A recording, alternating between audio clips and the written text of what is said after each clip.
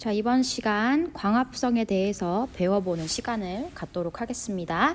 자, 어떻게 할 거냐면요, 여러분. 이번 시간은 교과서만 활용을 합니다. 여러분들이 이렇게 힘들게 학습지를 적거나 이렇게 하는 내용이 없이요. 이번 시간은 과제 제출을요, 어떻게 하냐면 과제 제출을 교과서 사진으로 대체하도록 하겠습니다. 교과서 필기한 내용을요, 사진 찍으셔서 과제를 제출하시면 되고요. 이번 과제는 이렇게 됩니다.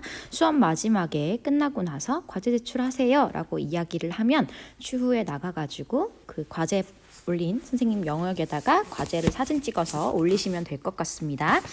자, 그러면 여러분 이제 중요한 건 뭐냐 하면요. 교과서가 정말 중요합니다. 교과서를 꼭 피시고요. 지금은 124페이지를 한번 펴주시도록 할게요. 그리고 수업은요, 여러분 이론 설명을 지금 하고요. 그 다음에 관련된 내용에 대한 실험은요, 등교를 하고 나서 계속 실험을 하도록 하겠습니다. 온라인에선 실험을 보여주는 것보다 여러분들이랑 같이 하는 게 더 중요하다 해서 이렇게 구성했으니까 이론을 완벽하게 숙지하고 이제 실험에 참여하도록 하겠습니다. 자, 그러면요, 여러분 교과서 124페이지고요. 이제 처음으로 광합성에 대해서 들어가 보도록 하겠습니다. 지난 시간에는 기억나시죠? 지난 시간에 배웠던 거 여기에 한번 써보도록 할게요. 지난 시간엔 여러분 증산작용에 대해서 배웠고요. 이 증산작용은 여러분 기공을 통해서 이루어진다 라고 이야기를 했습니다. 그리고 기공은 공변세포 두 개 사이에 있는 구멍으로서 여기에서 그렇죠, 물과 수증기의 출입이 또는 기체의 출입이 있는 그런 작용이었습니다. 이번 시간에는 이 증산작용과는 다르게 광합성에 대해서 이제 한번 보도록 할 텐데, 이 광합성이 어떤 한문으로 이루어져 있는지부터 먼저 해보도록 할게요. 이 광은요, 여러분 빛광자입니다. 빛광. 같이 필기해 보도록 할게요. 요거는 빛광자고요. 쓴다면 요렇게 씁니다. 그 다음 합은요, 요렇게 합할 합자라고 해서 이렇게 씁니다. 그 다음 성은 이룰성자죠.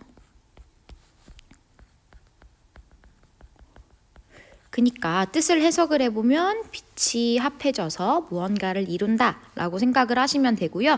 이 광합성에는 무조건 빛이 필요하구나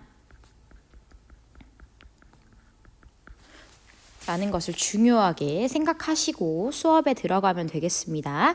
자, 그러면 볼펜으로 필기를 하든 아니면 형광펜으로 칠하든 같이 한번 필기를 한번 해볼 텐데요. 학습 목표 먼저 할게요. 식물이 에너지를 얻기 위해 양분을 만드는 광합성 과정이다 라고 생각을 하시면 되고요.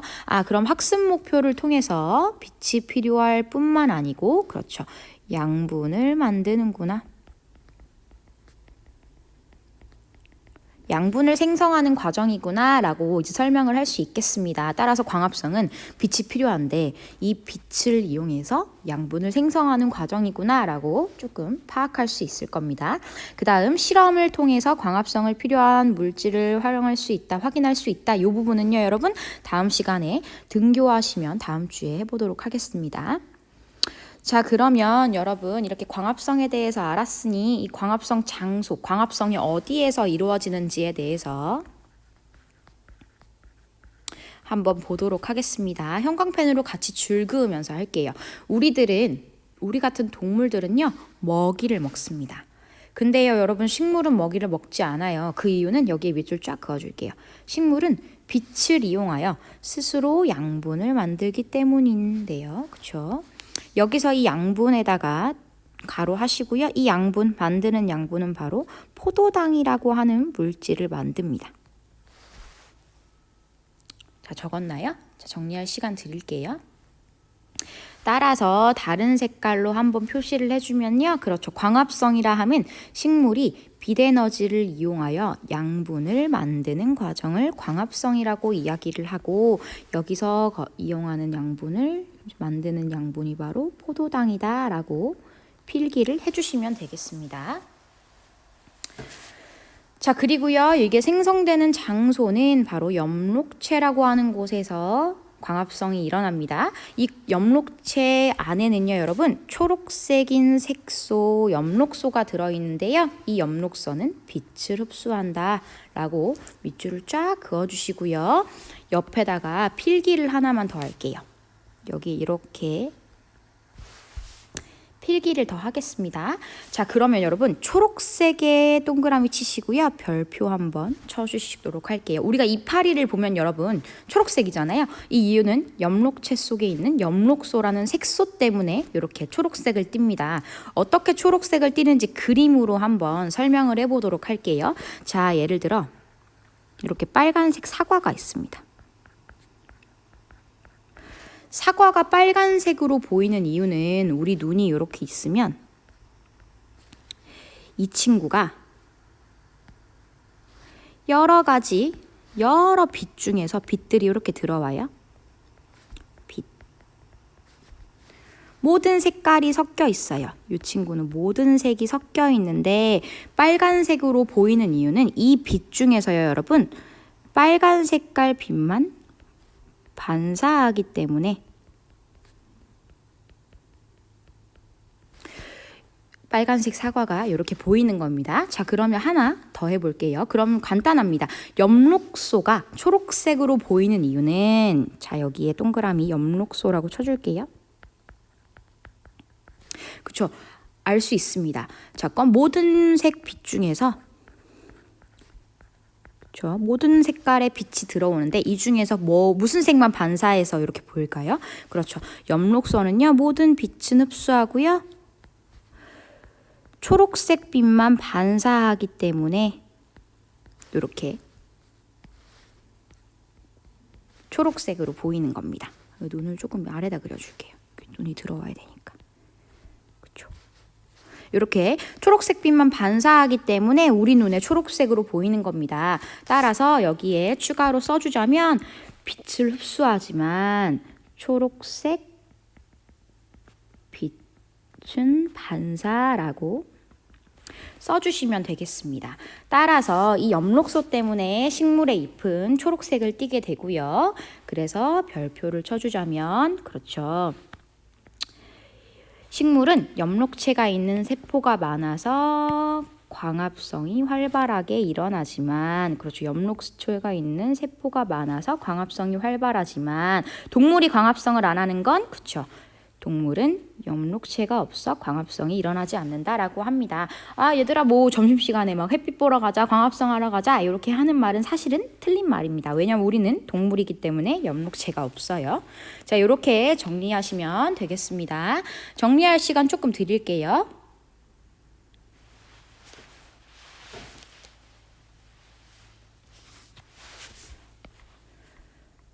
따라서 필기를 한 개만 더 하자면 광합성이 일어나는 장소는 크게 써놓읍시다. 엽록체에서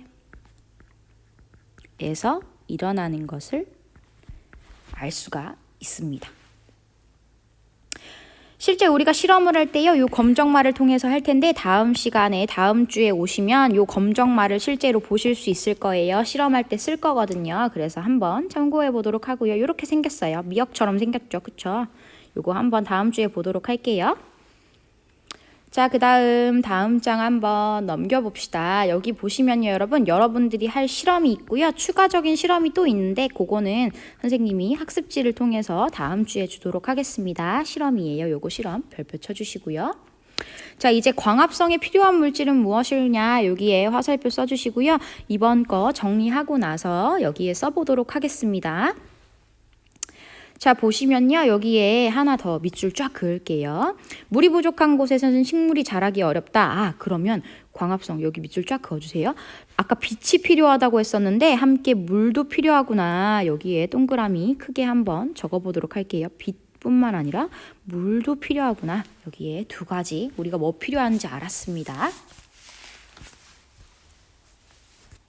자, 그 다음에 이 실험을 통해서 여러분들이 확인할 수 있겠지만 이 실험을 미리 정리를 하자면 여기 맨 밑에 밑줄 쫙 그을게요. 식물은 빛이 있을 때 잎을 통해서 그렇죠. 빛이 있을 때 이게 조건입니다. 여기에 조건. 빛이 있을 경우에 그러니까 대부분 낮이겠죠. 낮에 활발하게 일어나고요. 밤에도 조금씩 일어납니다. 왜냐하면 달빛도 있고요. 그렇죠? 그래서 빛이 있을 때 잎을 통해 공기 중에 이산화탄소를 흡수한다. 공기 중에 이산화탄소를 흡수한다. 아, 그럼 여러분, 그쵸? 물, 빛뿐만 아니고 이산화탄소도 필요한 것을 알 수 있겠구나 라고 생각을 할 수 있습니다. 그 다음 이산화탄소는 세포의 엽록체로 들어가 뿌리를 통해 흡수한 물과 함께 광합성에 이용된다 라고 이야기를 했습니다. 따라서 정리를 해보자면 실험 광합성이 필요한 물질은 이산화탄소,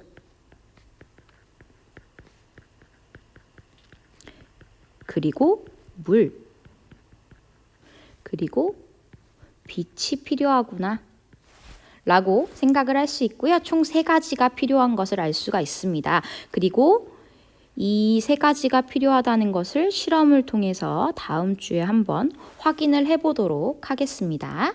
자, 한 번 더 정리를 해보도록 할 텐데요. 먼저 여러분 여기서 이 적었던 부분부터 보도록 하겠습니다. 자, 보시면 이 이산화탄소는 어디로 흡수할까요? 기체니까. 그렇죠. 지난 시간 증산작용에서 배웠던 기공을 통해 흡수하는 것을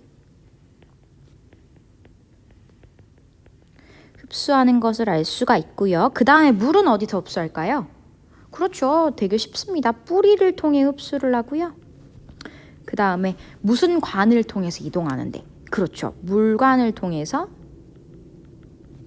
이동하는 것을 알 수가 있습니다. 그리고 빛은 사실 여러분 물질이라고 하기엔 그래요. 그냥 에너지 공급이다 라고만 생각하시면 되겠습니다. 얘는 물질은 아니에요.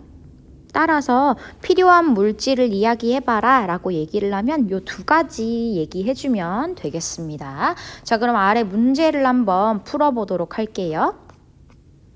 1번, 식물이 빛을 이용하여 양분을 합성하는 과정을 무엇이라 할까요? 그렇죠. 광합성이라고 이야기를 합니다. 광합성에 필요한 물질 뭐였죠? 위에 썼는데. 그렇죠. 광합성에 필요한 물질은 그렇죠. 이산화탄소. 기공을 통해 흡수한 기체인 이산화탄소랑 그리고 뿌리를 통해 흡수해서 물관, 전체 물관을 통해서 이동하는 물이 필요했습니다. 자, 그 다음에 여기서 보시면 잎의 앞면이 뒷면보다 진한 초록색을 띠는 까닭은 뭘까요? 초록색을 띠게 하는 이유는 뭐죠? 그렇죠. 엽록소인 것을 알 수가 있고요. 엽록체 속에 엽록소라는 것이 있다는 이유 때문 알 수 있고요. 그렇죠. 그냥 여러분 간단합니다. 앞면이 엽록체가 많아서 그렇습니다.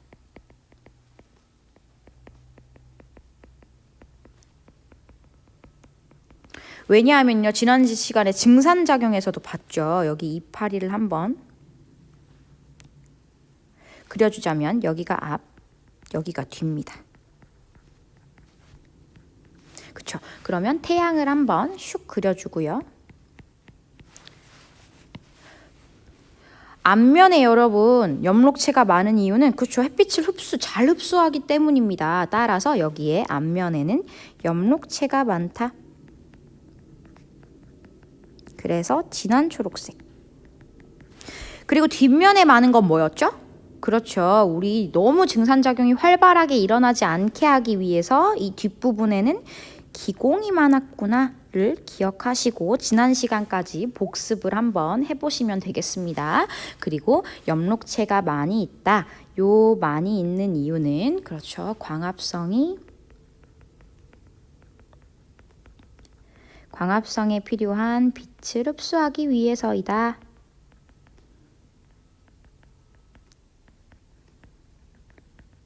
이렇게 생각하시고 문제를 푸시면 되겠습니다.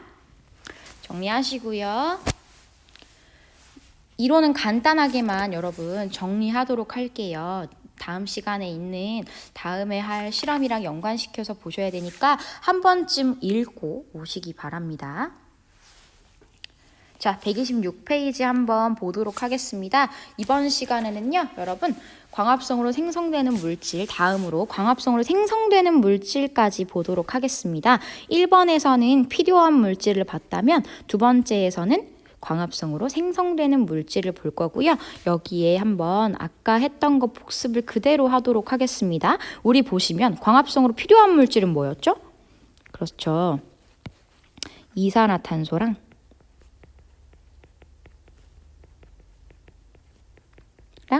그리고 물이 필요했습니다. 그리고 하나 더, 이 과정에서 쓰이는 게 바로 빛이었습니다. 빛이 있어야 여러 가지를 생성할 수 있으니까 이번 시간에 이 뒤에 들어가는 물질이 무엇인지에 대해서 한번 보도록 할 텐데요. 자, 첫 번째로 생성되는 기체 그리고 생성되는 물질을 한번 두 가지를 알아보도록 할 거고요. 이 실험은 여러분들이 오시면 하도록 하겠습니다.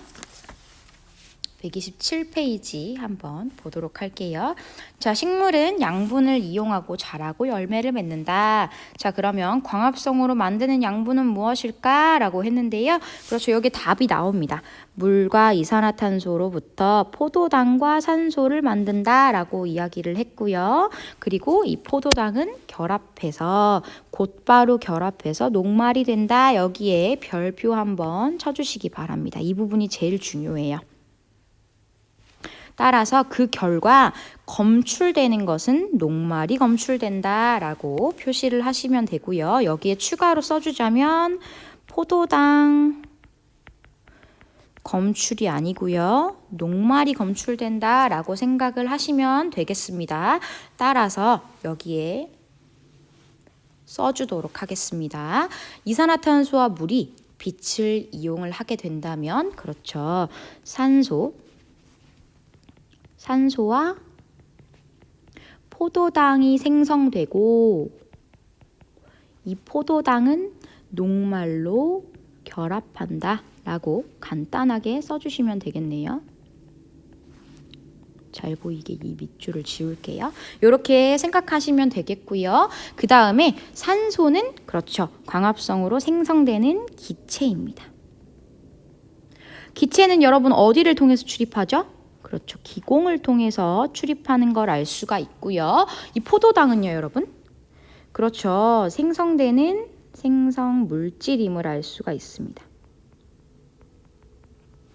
그렇죠. 요 생성 물질 여기서부터 여기까지. 따라서 이 생성 물질 양분이죠, 양분. 이 양분은 여러분 무슨 관으로 통해서 이동할까요? 그렇죠. 물관은 여러분 물관은 물을 이동을 하고 그다음에 양분이 이동하는 관은 바로 체관인 것을 알 수가 있습니다. 따라서 생성되는 물질인 포도당 또는 녹말, 즉 녹말은 여러분 체관을 통해서, 즉 양분이니까 체관을 통해서 이동한다고 생각하시면 되고요. 산소 같은 경우에는 기공을 통해서 이동한다라고 생각을 하시면 되겠습니다. 그래서 여러분 이렇게 그림을 통해서 이해를 하시면 훨씬 더 쉬워요. 그리고 이렇게 검출하는 것도 여러분 다 실험을 통해서 해볼 테니까 이번 시간에 배운 것들은 이론을 조금만 읽어보시고 다음 시간 실험에 참여해 보도록 할게요. 자, 스스로 확인하기 1번, 2번만 풀어보도록 하겠습니다. 자, 보시면 광합성을 이용해서 만들어지는 양분은 무엇일까요? 그렇죠. 포도당인 것을 알 수가 있고요. 이 포도당이 결합하면 뭐가 만들어질까요? 그렇죠. 녹말이 만들어진다 라고 생각을 하시면 되겠습니다. 그림으로 그리자면요, 여러분. 포도당이 이렇게 나누어진 여러 분자들이 나누어진 이렇게 구조라면 녹말들은요, 여러분 이렇게 얘네들이 이렇게 붙어가지고 생성된 물질이라고 생각하시면 될 것 같아요.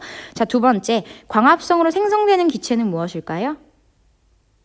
네, 그렇죠. 산소인 것을 알 수가 있습니다.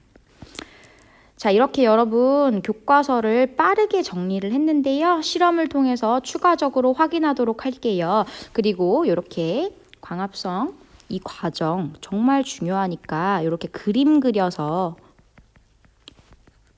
이해하시도록 하는 게 가장 중요합니다. 이 부분 꼭 이해하시고 다음 주에 실험에 참여하도록 할게요. 자, 수고했습니다. 자, 그리고요, 여러분, 지금 교과서 내용 사진 찍어서 하시면 되는데요. 교과서는 이 4페이지, 필기한 4페이지 중에서 2페이지, 여기 2페이지가 어디지? 아, 네, 그렇죠. 2페이지, 124페이지랑 126페이지를 사진 찍으셔서 올리시면 됩니다. 이게 과제예요. 자, 지금 과제 제출하시면 되겠습니다.